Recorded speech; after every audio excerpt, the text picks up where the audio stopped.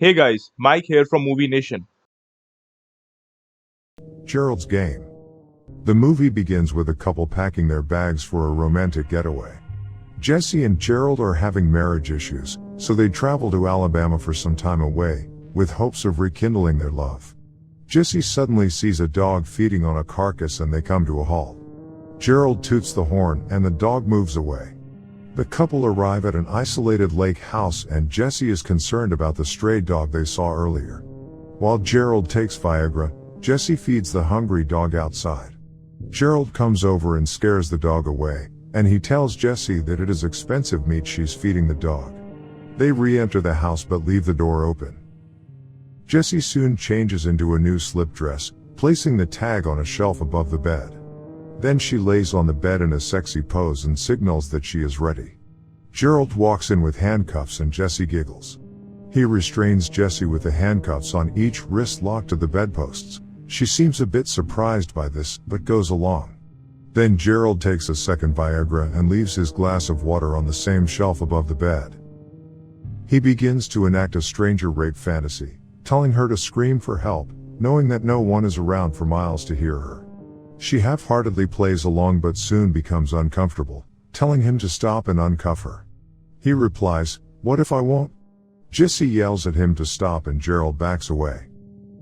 He then accuses her of not even trying to rekindle their relationship. Jesse tells him that this is not necessary and Gerald says he was only trying to do something more exciting.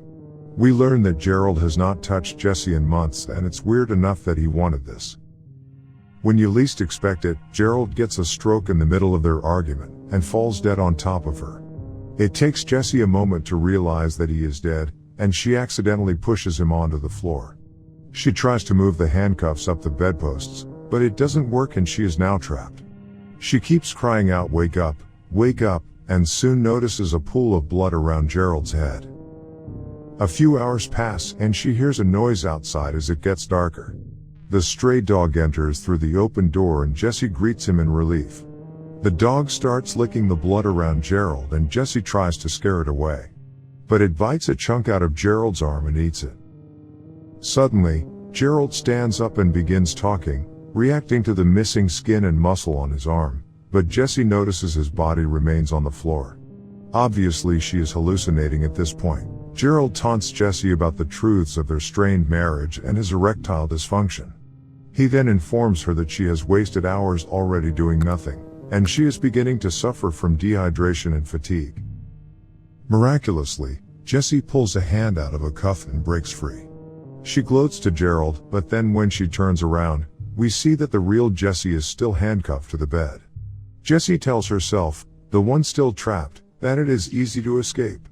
Gerald and the self-assured Jesse tell things about herself and Gerald that she never had the courage to acknowledge. They trigger her to remember the glass of water above the bed. She manages to slant the shelf and get the glass of water into her hand. But she cannot bring it all the way to her mouth. So she keeps it back on the shelf. Just then, the dog bites another chunk out of Gerald's arm and starts feasting on his corpse. If you made it this far and you're enjoying the video, now would be a great time to subscribe to this channel. Subscribing is absolutely free and it would only take a second. It will help us bring you more awesome videos. Back to the recap. The hallucinations remind Jesse of the tag she put on the shelf, which she rolls into a drinking straw. She grabs the water again and drinks it from the straw. Afterwards, she falls asleep. When she wakes up in the dark, she sees a tall, deformed and obscured figure who reveals a bag of various bones and trinkets. She closes her eyes saying, "You're not real." But Gerald appears to say that the figure is death, waiting to take her. Then Gerald begins to call Jesse, Mouse, which unsettles her. This triggers a memory of her father Tom, who affectionately referred to her as Mouse. As they prepare to watch a solar eclipse, he gets her to sit on his lap and he masturbates to her. Jesse wakes up from this awful memory. Her hands are sore due to the lack of blood circulation and she gets severe cramps. Flies are swarming around Gerald's body. Soon, Gerald and Jesse's vision of herself taunt her that she never recovered from her father's assault, and that she married a man just like her father.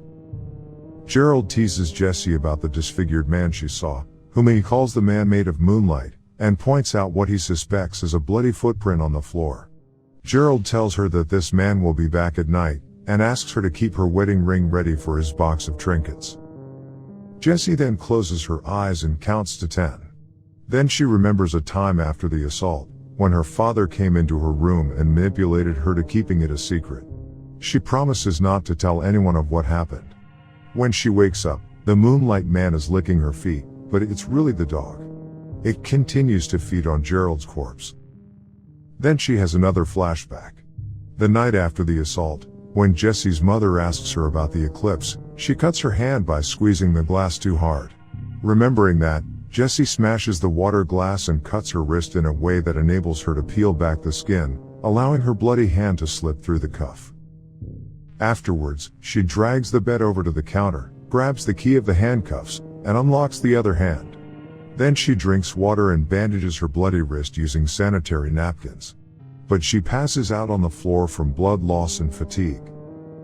When she wakes up, Jessie sees the disfigured face of Gerald. When she walks out of the room, the man made of moonlight is at the end of the hall. She walks up to him boldly, and she gives him her wedding ring for his trinket box. Then she makes it to her car and drives away. She struggles to keep her eyes open, and starts hallucinating again.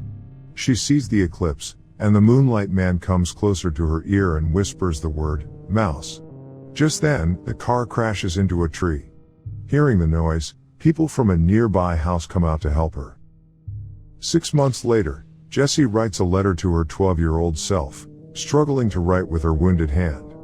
Voiceovers and scenes describe how she had pretended to have amnesia over the whole ordeal of being trapped in handcuffs, avoiding painful questions. But each night the man made of moonlight still appears before her, with a pair of handcuffs in his trinket box. She explains that the handcuffs her father put on her were silence, and Gerald's were comfort. Jessie uses some of Gerald's life insurance money to start a foundation for victims of sexual abuse. She also learns from the news about a serial killer with a disorder known as acromegaly, that gives a person an unusually large forehead, jaw, and hands and feet. The killer digs up crypts, stealing bones and jewels, and eats the faces of male corpses. This explains why he didn't harm Jessie in the house, and also why Gerald's face was disfigured. She finally realizes that the Moonlight Man is real and was not one of her hallucinations. Jessie arrives at court as the Moonlight Man is being sentenced, and calls for his attention. He quotes what she said before leaving the house, indicating that he was in fact there at the time. Seeing also Gerald's and Tom's face where his face is, she says, "You're so much smaller than I remember," and walks triumphantly out into the street with the sunlight gleaming down on her. If you enjoyed this video, give it a thumbs up and subscribe for more awesome movie recaps. Thanks for watching, have a great day.